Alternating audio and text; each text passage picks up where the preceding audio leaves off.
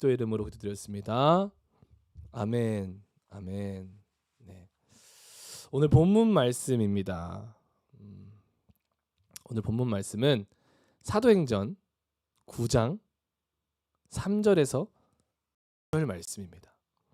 사도행전 9장 3절에서 5절 말씀 우리 함께 화면으로 보시고 또 성경책 있으신 분들은 성경책을 펴시고 큰 소리로 합독하도록 하시겠습니다. 사울이 길을 가다가 다메섹에 가까이 이르더니 호련히 하늘로부터 빛이 그를 둘러 비추는지라. 땅에 엎드려져 들음에 소리가 있어 이르되 사울아 사울아 네가 어찌하여 나를 박해하느냐 하시거늘 대답하되 주여 누구시니까 이르시되 나는 너가 박해하는 예수라. 아멘. 네, 오늘 함께 나누고자 하는 설교의 제목은 빛의 빛을 받은 확실한 증거, 인식의 변화입니다. 인식의 변화. 지금까지 저희가 계속해서 나누고 있던 것이 무엇이었습니까? 지금 하나님께서 원하시는 한 가지, 하나님께서 원하시는 것 한 가지, 지금 우리 가운데 원하시는 것이 있다고 말씀드렸는데 바로 본질의 회복입니다. 교회가 교회됨의 본질을 무엇입니까? 바로 예수 그리스도와 연합되는 것입니다. 교회가 교회됨의 본질은 다른 것이 아닙니다. 예수 그리스도와 연합된다는 것입니다. 예수 그리스도와 연합된다는 것은 그럼 무슨 의미라고 말씀드렸습니까?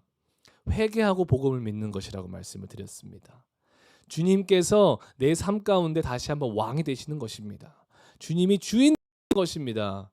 주님이 신랑 되시고 나는 그분의 신부가 되는 그 관계가 회복되는 것입니다. 그분의 생각에 나의 생각이 일치되는 것입니다. 그분의 마음에 내 마음이 일치되는 것입니다. 그분의 꿈에 내 꿈이 일치되는 것입니다.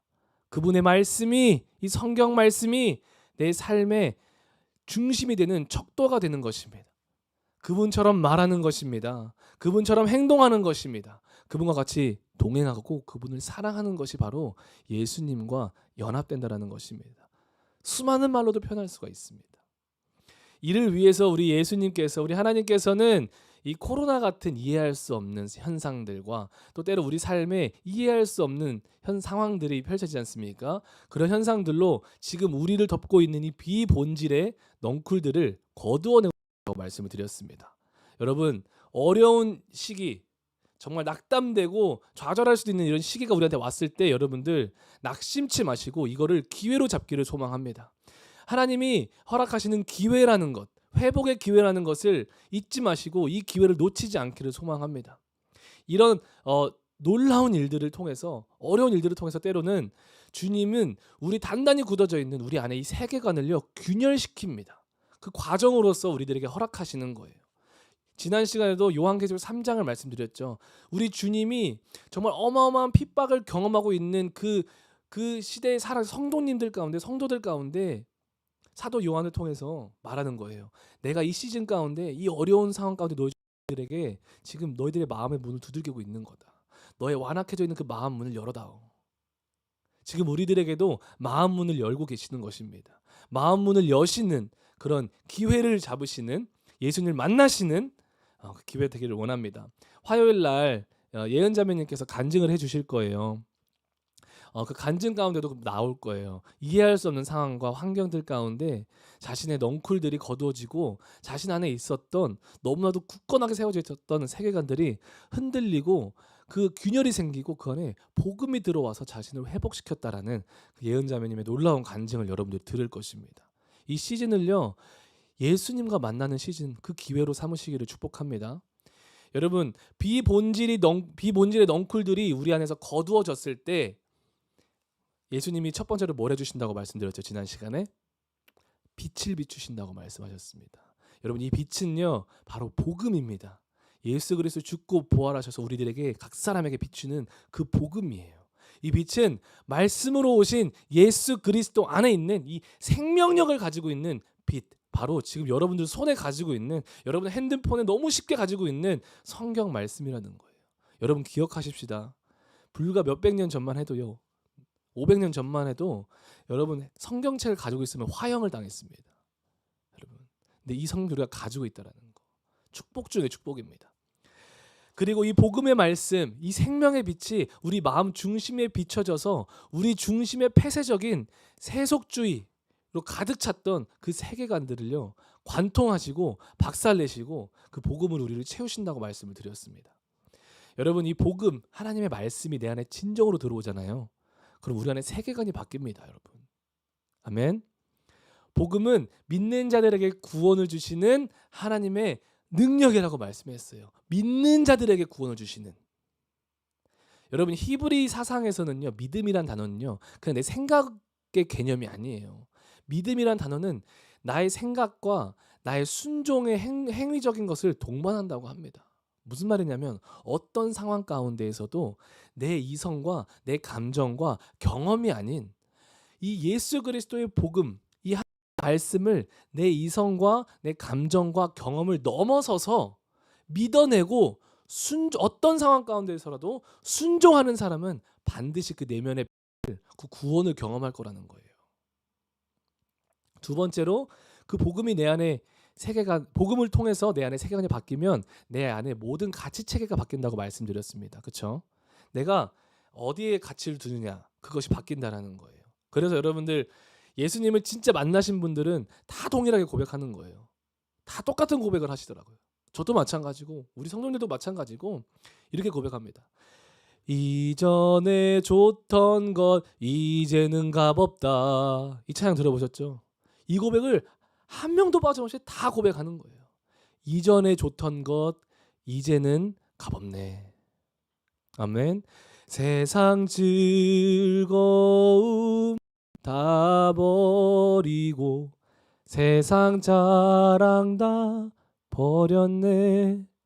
주 예수보다 더 귀한 것은 없네. 예수 밖에는 없네. 아멘. 아멘. 이 고백이 내 안에 복음이 들어와서 내 세계관과 가치 체계를 바꾼 사람들에게는요 저절로 나온다라는 거예요. 그리고 내 안에 가치가 바뀌면 그에 따른 행동이 변화된다는 것입니다. 내 안에 예수 그리스도가 유일한 가치가 되시면 이제 나의 윤리와 도덕적 행동 양식이 완벽하게 변화된다는 거예요. 성화되기 시작한다는 것입니다.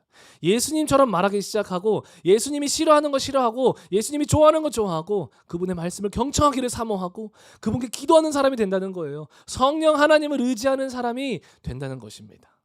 그래서 성경도 말씀을 하시잖아요. 그 나무의 열매를 보면 그 사람의 열매를 보면 그 사람이 정말 하나님의 사람인지 아닌지 알 수 있다고. 나무의 열매를 보면 그 나무가 좋은 나무인지 안 좋은 나무인지 알 수 있다라고 말씀하신 게 이러한 의미입니다, 여러분. 우리가 내뱉는 말 한마디, 행동 하나만 봐도 정말 그 사람이 예수 그리스도를 정말 간절히 사모하는 사람인지 예수님이랑 함께하고 있는 사람인지 알 수 있다는 거예요. 아멘. 그래서 오늘은 특별히 이 복음의 빛, 이 생명의 예수 그리스도의 복음 안에 있는 생명의 빛이 세상 중심이었고 사람 중심이었고 나 중심이었고 돈 중심이었고 내 경험 중심이었고 내 이성 중심이었던 그런 내 옛 세계관에 비춰졌을 때에 우리 안에 어떠한 변화가 일어나는지 그 부분에 대해서 좀 더 실질적으로 살펴보고 싶습니다. 여러분들, 제가 여러분들 소리를 들을 수는 없지만 우리 다 같이 큰 소리로 한번 따라해 봅시다. 인식의 변화. 입 모양은 볼 수 있습니다, 여러분. 크게 해주세요. 이렇게 인식의 변화. 이렇게.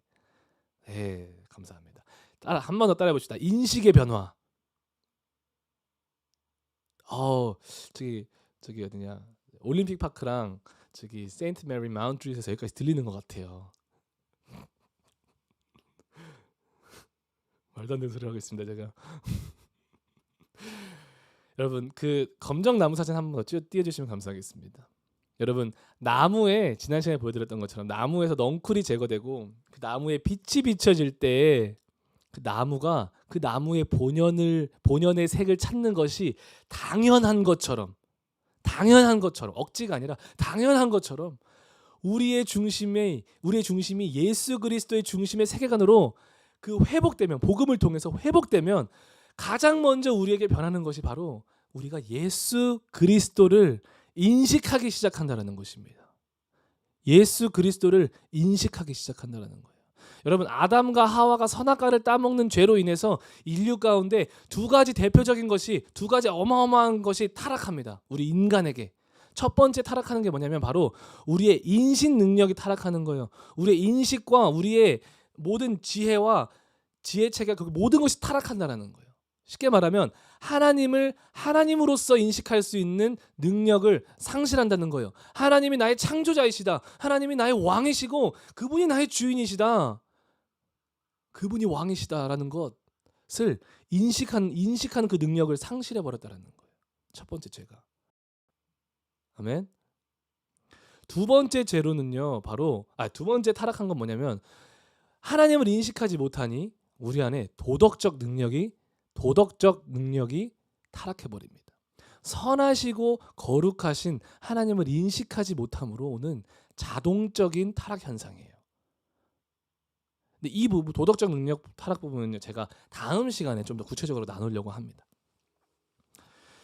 여러분, 우리 모두는요 신앙의 여정을 살아가고 있습니다. 예수 그리스도를 고백한 사람은 지금 이미 신앙 여정을 예수 그리스도와 함께 시작했습니다.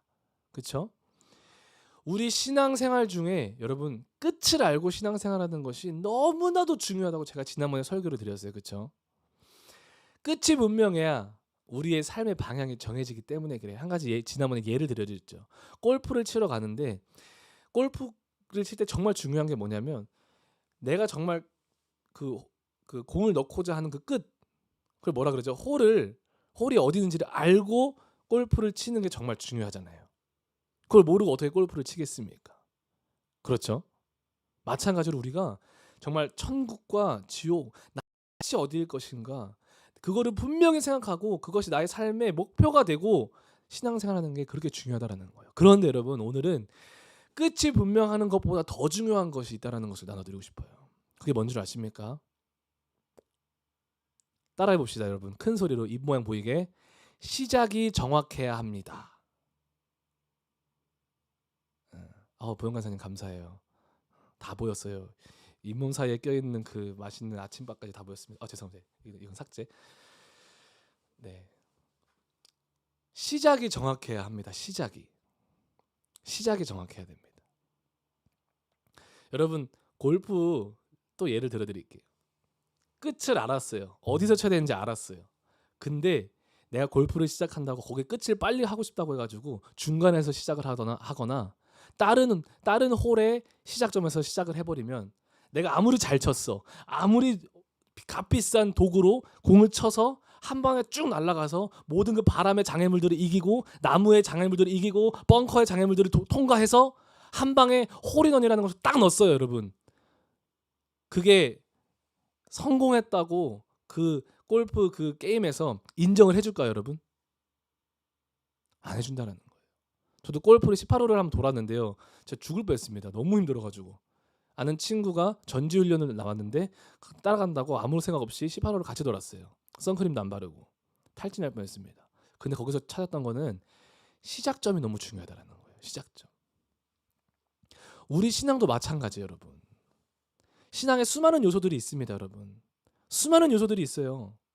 그런데 이 시작점, 예수 그리스도를 나의 구주 왕이심으로 나의 삶의 구주이시고 왕이심을 삶으로 시인하고 인정하며 믿음으로 인식하는 것 없이 시작하는 모든 신앙적 요소들은요, 다 반칙이라는 거예요. 다 반칙이라는 것입니다. 인정되지 않는다라는 거예요. 내 삶에 예수님을 나의 삶의 구주이십니다. 당신의 죽고 부활하심을 내가 인정하고 믿습니다. 시인하고 믿고 그분이 이제 예수님이시라는 거, 나의 구원자이시라는 인식함 없이 시작한다면 그것은 신앙생활이 될 수가 없다는 것입니다. 수많은 기독교인들이 시작이 분명하지 않은 상태에서 신앙생활하는 사람들이 생각보다 엄청나게 많아요, 여러분. 자신들의 삶에 예수 그리스도에 대한 정확한 인식이 복음으로 바뀌지 않고 기독교의 행위적 현상들 또는 규범들 또는 예배의 형식들에 매여서 그것이 마치 신앙이라고 착각하며 사는 사람들이 너무 많다는 것입니다. 중요한 거예요. 이게 필요 없다는 게 절대 아닙니다. 좀 더 쉽게 말씀드리면 뭔가 종교 생활을 하고 있는 느낌? 교회 생활은 열심히 하는데 정작 그 마음에 있잖아요. 그 삶에 예수 그리스도와 관계성이 전혀 형성되어 있지 않은 거예요. 예수님을 사랑함이 없는 거예요. 찾는 게 없는 거예요. 그분과 동행함이 없는데 종교적 행위는 열심히 하고 있습니다. 여러분, 이거 세상 종교와 다를 게 없는 거예요. 세상 종교와 기독교와 다른 점이 무엇입니까? 세상 종교는 우리들의 행위적인 어떠한 것으로 내가 신에게 도달해야 되는 거에 있는 거예요. 근데 기독교는 그렇지 않습니다. 오직 하나님의 은혜인 것이에요. 하나님의 은혜로 내가 하나님을 만날 수 있는 거예요. 그게 기독교와 그리고 세상 종교의 차이인 것입니다. 오직 하나님의 은혜, 그죠? 그 은혜가 있을 때 내가 내 모든 삶과 나의 모든 생각이 그분께 향하는 거예요. 그게 기독교라는 것입니다. 행위적인 종교가 아니라는 거예요, 여러분. 행위적인 요소가 빠졌다라는 게 아니에요. 이해되셨죠?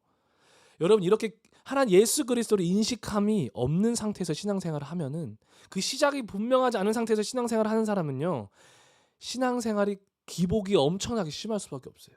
왜냐하면 예수 그리스도를 향한 인식과 개념과 또는 그분에 대한 지식과 그분의 하시는 일에 대한 척도가 분명하기 때문에 주변 현상에 엄청나게 왔다 갔다 합니다. 이리저리 휘둘리는 삶을 산다는 거예요.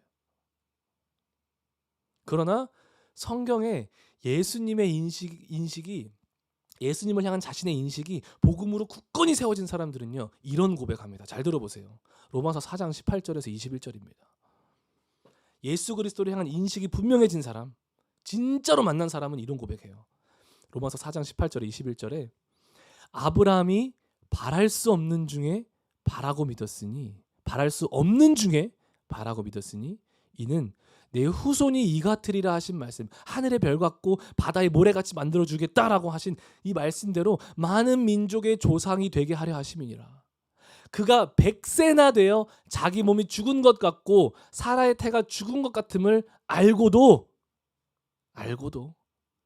믿음이 약하여지지 아니하고. 여러분, 제가 저희 증조 할머니께서 94세에 소천하셨습니다. 그 모습을 봤어요. 제가 이 어린 나이지만 이 기억이 나요. 우리 할머니 손을 만지면서 그 손이 93세셨거든요. 그 손을 만지는데 손이 지금 저희 이렇게 표현하면 안 되는 건가 모르겠지만 저희가 비닐봉다리를 들잖아요. 그죠? 장을 보고 비닐봉다리 들잖아요. 검은 색깔. 정말 그것처럼 살이 비닐봉다리처럼 이게 되게 연약해져 있는 상태인 거예요. 딱 그런 느낌이었어요. 그래서 저는 아직 30 초반이지만 이 나이 100세가 됐다라는 이 상태가 어떤 상태인지 알아요. 너무 잘 알아요. 여러분들 알 거예요. 100세 때 아브라함이 자기 몸이 죽은 것 같다. 그런 상태였다라는 거예요.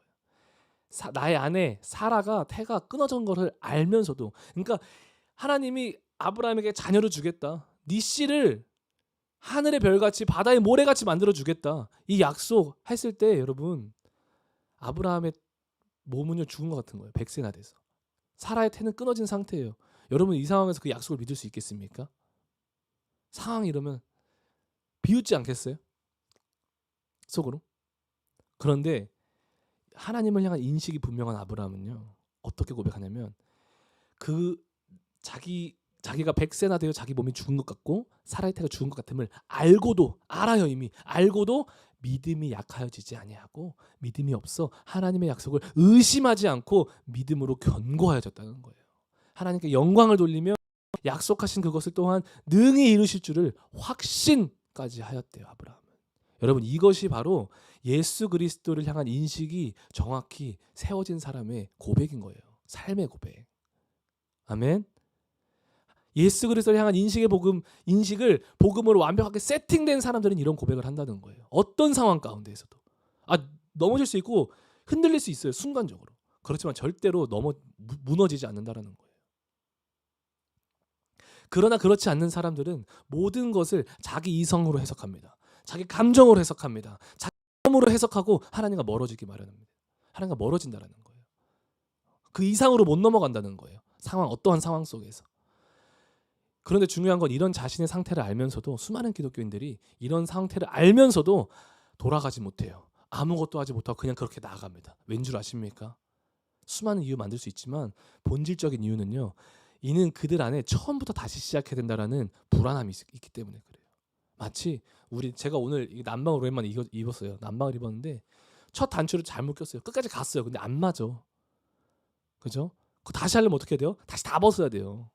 내가 신앙생활 10년, 20년 해왔던 사람들 왜 회개 못하는 줄 아십니까? 왜 못 돌아가는 줄 알아요? 처음부터 시작해야 된다는 불안감이 있기 때문에 그래요. 그런데 예수 그리스도의 복음의 빛이 말씀을 통해 내 안에 비춰지기 시작하면 우리의 인식 능력을, 예수 그리스도를 인식하는 것을, 이 능력을 회복시켜 주신다는 것입니다. 저는 이 시즌 가운데 이것이 지금 여러분과 저에게, 우리 모두에게 필요한 것이라고 확신을 하고 있습니다. 우리 모두가 회복해야 되는 것이에요. 예수 그리스도를 인식하고 있는가 안 하고 있는가. 여러분 오늘 본문 말씀 사도행전 9장 3절에서 5절 함께 보도록 하겠습니다. 사울이 길을 가다가 다메섹에 가까이 이르더니 호련히 하늘로부터 빛이 그를 둘러 비추는지라. 빛이 그를 둘러 비추는지라. 땅에 엎드려져 들음에 소리가 있어 이르시되 사울아 사울아 네가 어찌하여 나를 박해하느냐 하시거늘 대답하되 주여 누구시니까 이르시되 나는 네가 박해하는 예수라. 여러분 지금 사울이 뭘 하러 가고 있었습니까?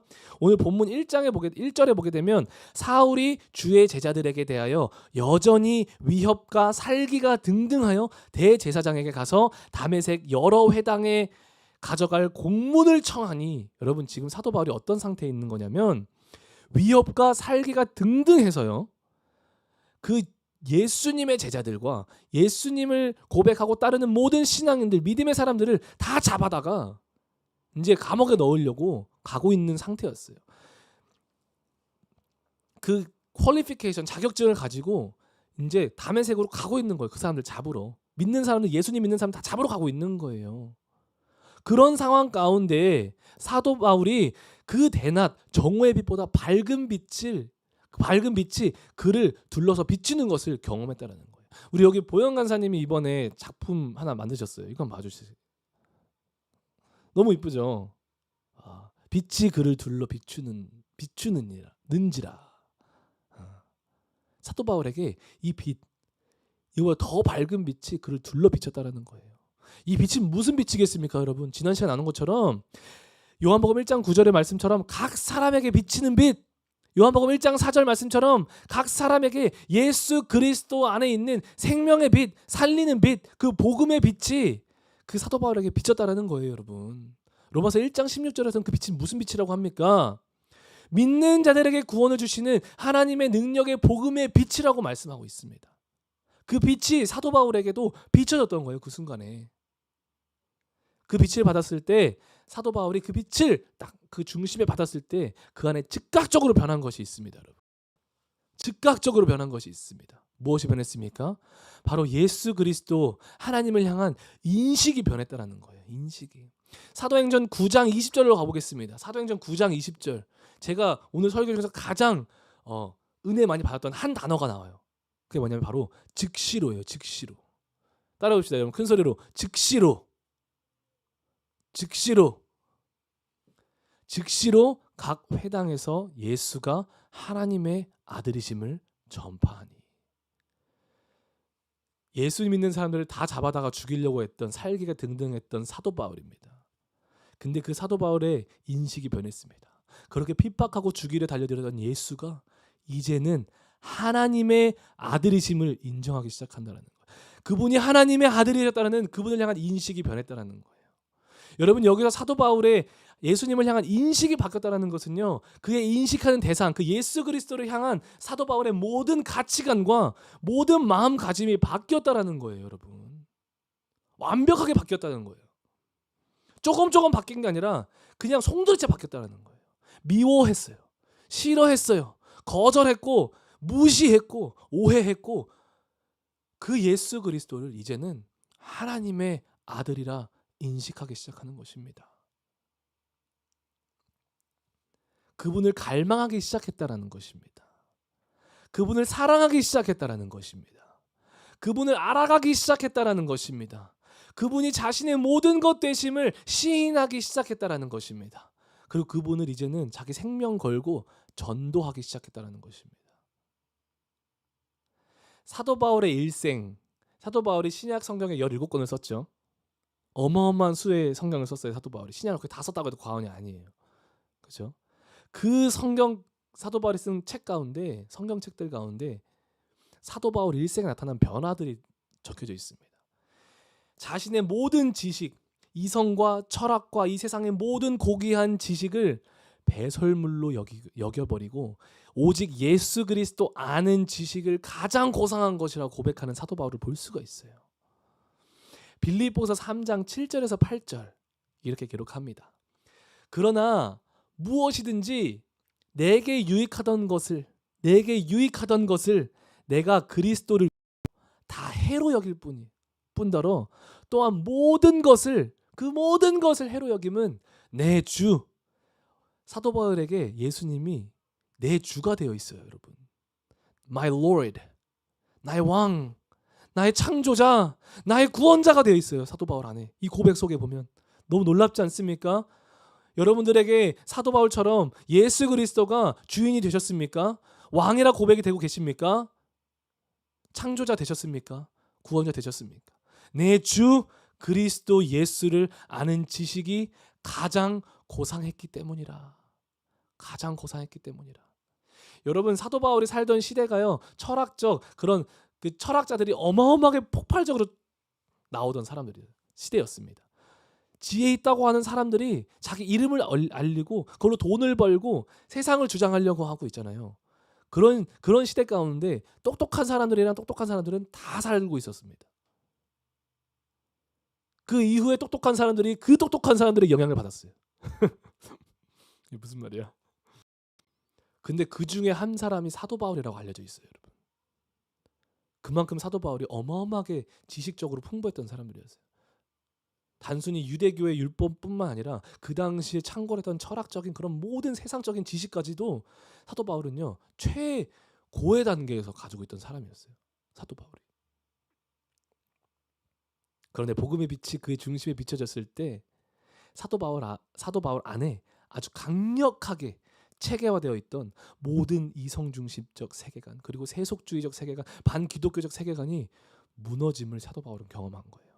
그리고 완악하고 교만하고 오만하며 예수님을 향한 혐오감으로 가득했던 그 인식이 완벽하게 변하는 것을 볼 수 있었고, 자신이 가지고 있던 모든 것들을, 모든 지식을요, 다 배설물처럼 여겨버린다는 거예요.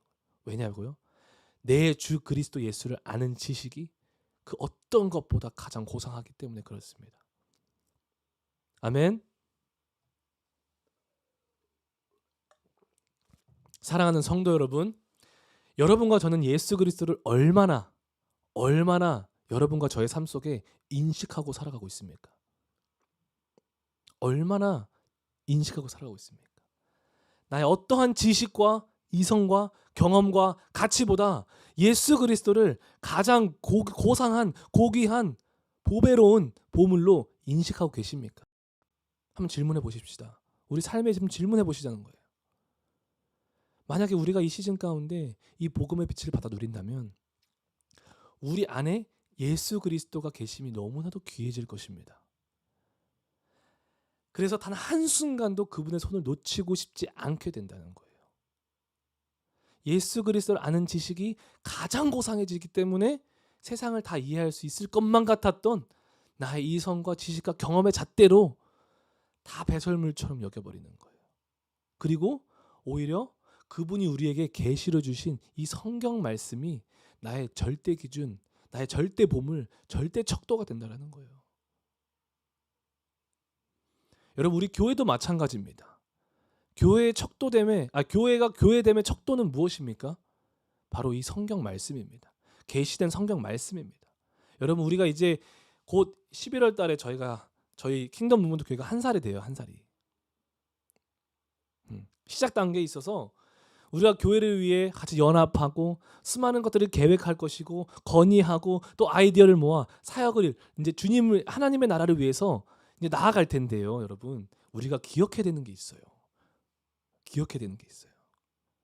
우리가 무슨 사역을 하든, 무슨 안건을 내든, 무슨 건의를 하든, 무슨 계획을 세우든요, 철저하게 말씀 묵상하시고, 그리고 기도로서 성령의 조명을 받으시고 하셔야 된다는 거예요. 내가 말하는 모든 것, 건의하는 모든 것, 계획하는 모든 것들이 만약 내가 성경책 한 번도 안 들여다보고 그거를 위해서 기도 한 번 안 해보고 교회는 이렇게 됩니다. 저렇게 해야 되는 거. 이번에 이렇게 했으면 좋겠습니다. 하나님 안 기뻐하셔요. 거기에 하나님이 역사를 안 하십니다. 역사를 안 하세요. 교회 안에 이 사도 바울이 경험한 그리스도 예수를 향한 인식의 변화가 일어나지 않고 그분과 연합됨이 없이 다른 어떠한 것이 앞서고 추구되어지고 그렇게 세워지는 것은요, 교회가 아닌 거예요. 그냥 세상의 사교 모임 정도밖에 못 돼요. 우리 모임이 그렇게 되지 않았으면 좋겠습니다. 우리 교회가 그렇게 되지 않았으면 좋겠습니다. 근데 안타까운 것은 예수 그리스도를 향한 인식의 변화가 없이 교회에서 바쁘게 우리 일해요. 일할 수 있어요. 헌신할 수 있어요. 그런데 많은 신앙인들의 삶은요, 그 삶을 들여다보면은 그 안에 예수님을 갈망한 모습이 전혀 보이지 않아요. 그게 제 모습일 수도 있고 우리들의 모습일 수도 있다는 거예요. 그거는 복음을 받은 사람의 삶이 아닌 것입니다. 그리고 교회를 예수 그리스도 성품 중심으로, 예수 그리스도 말씀 중심으로, 거룩함 중심이 아닌 나 자신의 이성과 자신의 가치와 자신의 경험을 기준 삼아서 판단하고 평가하고 그런 인본주의 방향으로, 사람 중심 방향으로, 세속주의 방향으로 만들어가는 것은 정말 하나님이 슬퍼하는 방법입니다. 하나님이 너무나도 슬퍼하는 방법이에요. 여러분, 그곳에 진정한 예배가 있을 수가 없습니다. 여러분, 초대교회 시절 때는요, 지금 현대 교회처럼 아무나 들어올 수 없었던 거 아시죠? 정말 오랜 시간 동안 사도신경, 주기도문, 그들의 신앙 고백 철저하게 교육시킨 다음에 하나님을 향한 진정한 고백이 있는 사람들만 교회의 원이 될 수 있는 그 증을 줍니다. 지금처럼 안 해요.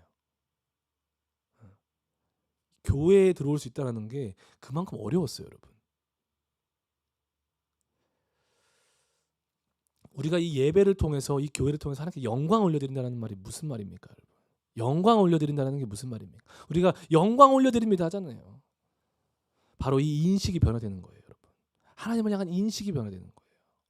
우리가 인식이 변화될 때 하나님의 형상을 알게 되고 그 성품을 갈망하게 되고, 그죠? 우리가 우리의 형상대로 사람을 창조하자. 그 하나님의 거룩함과 그 형상과 성품을 우리가 그대로 이제 우리 삶 속에, 우리 교회 가운데, 우리 공동체 가운데 나타내 보여주는 것이 영광 올려드린다는 말입니다, 여러분. Reflect 한다라는 거예요. 그게 예배가 되어야 될 줄 믿습니다, 여러분. 지금 우리 안에 예수 그리스도를 인식함이 있습니까, 여러분? 여러분과 저 안에 예수 그리스도를 인식함이 있으십니까? 우리 매일의 삶에 예수 그리스도를 사랑하고 갈망하고 알아가길 원하고 닮아가길 원하는 그런 갈망함이, 그런 변화가 매일 존재하시냐 이 말입니다. 내 안에 있으십니까? 우리가 정말로 복음을 진정으로 받았다면 오늘 본문 말씀처럼, 사도 바울 말씀처럼 즉시로 나타나는 변화는 그리스도를 향한 인식의 변화예요. 인식의 변화. 여러분, 철학이라는 단어를 많이 들어보셨을 거예요. 여러분, 지금 기독교를 가장 흔들고 있는 것이 우리가 살고 있는 이 시대와 문화와 교육 안에 너무나도 깊숙하게 스며들어온 아주 체계화되고 효과적으로 영향력을 미치고 있는 반기독교적 철학들 때문이라는 것을 우리는 알아야 됩니다, 여러분. 기독교가 이런 세력들 앞에서 맥을 못 추리고 세상 가운데, 이런 말을 표현해서 죄송합니다, 근데 사람들이 말하는 거예요. 개독교라는 말을 듣는 이유가 뭔지 아십니까? 그 이유가 뭐라고 생각하세요? 단순히 어떤 목회자가 죄를 지어서 그렇다고 생각하십니까? 절대 아니에요. 그건 본질이 아니에요. 믿는 사람들이 행위적으로 잘못해서 그렇습니까? 당연히 그렇죠. 근데 그건 본질이 아니에요. 왜 그러냐면 이는 기독교인들이라고 하는 사람들이 예수님을 믿지 않는 그런 철학자들보다 더 예수님께 관심이 없기 때문에 그래요. 예수님을 믿는다고 하는 사람들이 그 세상 사람들, 철학자들보다 더 예수님께 관심이 없기 때문에 그렇습니다, 여러분. 우리들의 비도덕적 행동 2차 문제예요. 분명히 잘못됐습니다. 하면 안 돼요. 근데 같은 기독교인이라고 해도, 그런 사람들 보면서 안타까움을 가지고 있는 우리들이라고 해도 좀 더 도덕적으로는 착하게 사는 것 같아 보여요. 더 성경적으로 착하게 사는 것 같아 보여요. 근데 우리 중심을 들여다봤을 때 그리스도를 인식함이 없다면, 그리스도를 나의 구주로 삼는 그런 나의 관계가 없다면 우리 똑같은 사람이에요. 밖으로 드러나지만 않았을 뿐 똑같은 사람이에요. 철학이라는 단어 그 이미지 한번 띄워주세요. 철학이라는 단어가 의미하는 게 뭐냐면 두 가지 단어 헬라어로 필레오라는 단어랑 소피아라는 단어로 합쳐진 게 바로 필로소피예요. 그러니까 필레오 의미는 사랑이라는 의미를 가지고 있습니다. 소피아는 지혜라는 의미를 가지고 있어요. 이 두 단어가 합쳐진 거예요. 그래서 그 의미는 지혜를 향한 사랑이라는 의미를 가지고 있는 게 바로 필로소피, 철학이라는 단어의 의미입니다. 근데 여기서 여러분 지혜라고 했을 때 지혜는요 우리가 일반적으로 생각하는 우리의 널리지의 지혜가 아니에요. 여기는 이 철학자들은요 이데아라는 그 존재, 모든 존재의 근원을 향한 지혜를 가리키고 있는 거예요. 지금 나는 누구이고 나는 어디서 왔고 어디로 가며 어떻게 살아야 하는가. 이거 들어보셨죠? 이런 생각을 하면서 그거에 대한 해답을 찾고 그걸 찾아가는 것을 지혜라고 생각하는 사람들이에요. 근데 이 필로소피라는 단어 앞에 이 필레오, 사랑이라는 단어를 좀 더 집중해서 보고 싶어요. 필레오라는 단어는 어떤 말이냐면 한번 띄워주시면 감사하겠습니다. 사랑에 해당하는 단어 헬라어 이 필레오는요 사랑하다, 어떤 대상에 대해서 관심을 갖는다라는 의미를 가지고 있어요. 여러분 재미난 것은 이 필레오는요 신화적 인물이에요. 플라톤의 대화편 향연에서 풍요의 신인 포로스라고 이름을 하는 풍요의 신이 있고요. 또 페니아라고 이름을 가지고 있는 결핍의 신이 있습니다. 그 풍요의 신과 결핍의 신 사이에서 태어난 자녀가 바로 필레오라는 사람이에요. 그러므로 필레오는 한편으로는 풍요로움을 가지고 있고 다른 한편으로는 부족함을 가진 중간자의 의미를 가지고 있습니다. 이해되셨죠? 그렇기 때문에 자기에게 모자라는 것을 채우려는 성향을 가진 존재예요. 자신에게 모자라는 것을 채우려는 성향을 가진 존재. 철학자들이 다 그렇게 하고 있잖아요. 자기가 이해하지 못한 것, 부족한 것을 채우려고 알아가고자 하는 사람이 철학자란 말이에요. 그래서 필레오의 이름의 의미는요. 완전의 추구 또는 이데아, 그 지혜, 절대자를 향한 충동과 욕구, 그리고 사랑이란 완전을 향한 동경과 노력의 의미를 가지고 있다라는 거예요. 이게 필로소피, 철학의 그 필레오라는 단어가 가지고 있는 의미예요. 그 철학이라는 단어가 가지고 있는 의미는 결국에 지식에 대한 관심을 갖는 것, 그리고 더 나아가 그것을 사랑하는 것을 의미한다는 거예요. 절대자를 알고자 하는 그 추구함, 간절함, 갈망함, 사랑함이 철학자들 안에 있다는 거예요. 그래서 철학자라는 것은요, 지식을 사랑하며 그것을 얻으려고 노력하는 사람들을 말하는 거예요. 갑자기 어려운 철학적 이런 것들을 말씀드려서 죄송합니다. 근데 이해는 되셨죠? 이걸 말씀드린 이유가 있어요. 이런 단어적인 의미만 봤을 때 철학이라는 단어의 의미는 나쁜 게 아니에요. 그렇죠? 그런데 예수님은 지금 우리에게 이 세상을 향함이 아닌 자기 자신을 향한 이 동일한 간절함을 갖기를 원하고 계신다는 것을 우리가 알아야 돼요. 예수 믿는 사람들, 기독교인이라고 하는 사람들이 나를 너무 원치 않는다라는 거예요. 지금 이 시즌 가운데. 나를 너무 원치 않아. 나에게 관심이 없어. 세상 사람들보다 못해. 라고 말하는 거예요. 요한복음 21장 15절에서 17절에 예수님께서 죽고 부활하신 다음에 자신을 3번 부인했던 그 사람이 누구죠, 여러분? 베드로죠. 3번 부인하고 다시 자기 직업인 어부로 생활을 하고 있던. 그러니까 베드로는요, 예수님을 전 죽어도 예수님 부인하지 않을 거예요. 끝까지 따라갈 거예요라고 했어요. 근데 어떻게 됐습니까? 3번 부인했죠. 그리고 돌아간 곳이 어디예요? 자기 터전으로 돌아갔어요. 자기 생업으로 돌아갔어요. 모든 것을 다 버리고 쫓았던 베드로. 근데 그 베드로에게 다시 찾아온 예수님의 장면입니다. 그리고 이렇게 말씀하세요. 잘 들으셔야 됩니다. 그들이 조반 먹은 후에, 그러니까 조반 그 생선 먹고 밥을 먹고, 조반이 생선 아닌가? 아침밥인가요? 어찌됐든 조반을 먹은 후에 예수께서 시몬 베드로에게 이르시되, 요한 시몬아, 너가 이 사람들보다 나를 더 사랑하느냐? 이 사람들보다 나를 더 사랑하느냐? 하시니 이르되 주님 그러하나이다. 내가 주님을 사랑하는 줄 주님께서 아시나이다. 여기서 사랑이 어떤 단어를 썼는 줄 아십니까, 여러분? 그 위에서 방금 설명드린 필레오라는 단어를 썼어요. 네, 주님, 내가 주님을 필레오하는 줄 주님께서 아시나이다. 이르시되 내 어린 양을 먹이라 하시고, 또 두 번째 우리 예수님이 물어보시는 거예요. 요한의 아들 시몬아, 네가 나를 사랑하느냐 하시니 이르되, 베드로가 되게 부담 100배, 주님 그러하시나이다. 내가 주님을 필레오하는 줄 주님께서 아시나이다. 이르시되 내 양을 치라 하시고, 세 번째 이르시되 요한의 아들 시몬아, 네가 나를 사랑하느냐 하시니, 주께서 세 번째 네가 나를 사랑하느냐 하심으로 베드로가 근심하여 이르되, 여기서 왜 근심했겠습니까? 자기가 예수님을 3번 부인한 걸 딱 눈치를 챈 거지. 아, 주님, 뒤끝 있으시네 이러시는 거죠.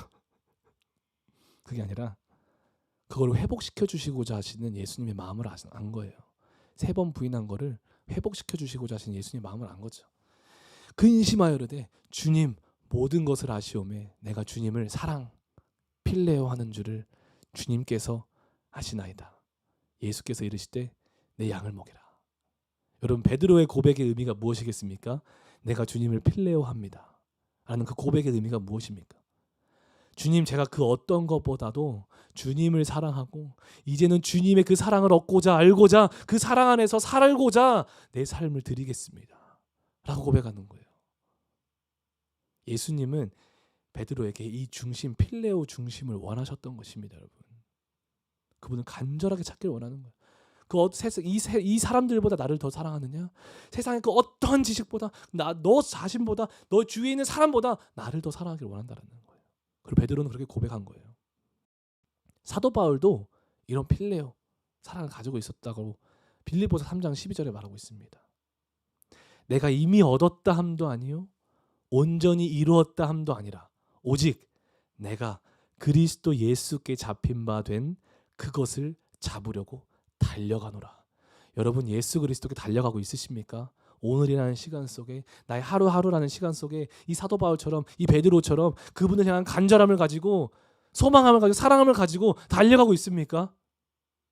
이 필레오 사랑하고 있으십니까? 사도 바울도 예수 그리스도만을 필레오 한다는 것입니다. 세상 철학자들은 온전한 것을 자신의 이성과 경험으로 세상에서 찾으려고 하는 것이었지만, 그리고 수많은 교회들이, 성도들이 이런 세속적 철학을 도입해서 교회를 세워나가기 때문에 망하고 있지만, 그렇지만 사도 바울과 같이 오직 예수 그리스도, 오직 우리에게 주신 이 하나님의 말씀, 이 예수 그리스도를 인격적으로 만난 신앙인들은요, 그리스도를 향한 인식이 바뀐 신앙인들, 그 온전한 것, 예수 그리스도 계시된 하나님 말씀 안에서 그 진리를 찾기 위해 달려간다는 것입니다. 아멘. 여러분, 우리 안에 이 인식의 변화가 일어나기를 소망합니다. 복음의 빛이 비춰지면 사도 바울처럼 필레오하게 되어 있어요. 그게 확실한 증거입니다. 깔끔하게 우리가 이런 생각을 가져야 돼요. 내 안에 이게 없다? 내 스스로를 돌아봐야 되는 거예요. 아멘. 오늘 예수님은 여러분과 저에게 동일하게 물으십니다. 그 질문을 띄워주세요. 동일하게 물으십니다. 여기 자기 이름을 한번 넣고 한번 같이 고백해 봤으면 좋겠어요. 오늘 예수님 여러분들에게 동일하게 물어보세요. 우리 자기 이름을 넣고 한번 해볼게요. 그러니까 예를 들어서 용준아, 윤용준 야가 아니죠? 용준아, 내가 이 사람들보다 나를 더 사랑하느냐? 그리고 같이 내 이름을 넣어서 고백했으면 좋겠습니다. 용준이가 주님을 필레오 하는 줄을 주님께서 아시나이다. 우리 시간 같이 한번, 제가 하나 둘 셋 하면은 천천히 마음을 들여서 한번 고백해 봤으면 좋겠어요. 오늘 예수님이 여러분과 저에게 동일하게 물으십니다. 시작. 영준아, 네가 이 사람들보다 나를 더 사랑하느냐? 그런 예수님의 물으심에 우리는 이렇게 반응할 것입니다. 하나, 둘, 셋. 용준이가 주님을 사랑, 필레어하는 줄을 주님께서 아시나이다. 이 고백이 우리의 진실된 고백이 되기를 소망합니다. 오늘 이 고백을 삶을 들여서 올려드리기를 소망하는 것입니다. 그러기 위해서 오늘 주님이 지금도 우리에게 비추시는 그 복음의 빛, 말씀의 빛, 내 마음을 열어 환영하고 여러분 모셔드려야 됩니다. 내 앞에 높이 쌓여져 있는 내 이성의 장애물들을 박살내십시오. 내 경험 중심 세계관 장애물, 세속주의 세계관 장애물, 물질주의 장애물, 나 중심 세계관 장애물을 다 치워버리고 내 감정들 다 치워버리고 오직 예수 그리스도의 복음, 이 아름답고 놀라운 성경 말씀의 빛만 내 안에 모셔드리기를 원합니다. 여러분, 다시 말씀드리지만 이는 우리의 힘으로 우리의 노력으로 받을 수 없는 것입니다. 그래서 은혜인 거예요. 우리들에게 선포된 말씀을 위해 성령 하나님께 우리는 기도해야 됩니다. 우리가 기도로 구하고 찾고 두드리면 성령님께서 우리에게 오신다고 말씀하지 약속하셨습니다. 우리 마음에 그리스도의 사랑을 퍼부어 주신다고 약속을 하셨습니다. 우리 이 시간에 우리 안에 예수 그리스도를 향한 그 인식 능력이 회복되어 나의 모든 삶의 가치와 행동과 말과 생각이 예수 그리스도를 닮아갈 수 있도록 우리 이 시간 같이 찬양하고 기도하였으면 좋겠습니다.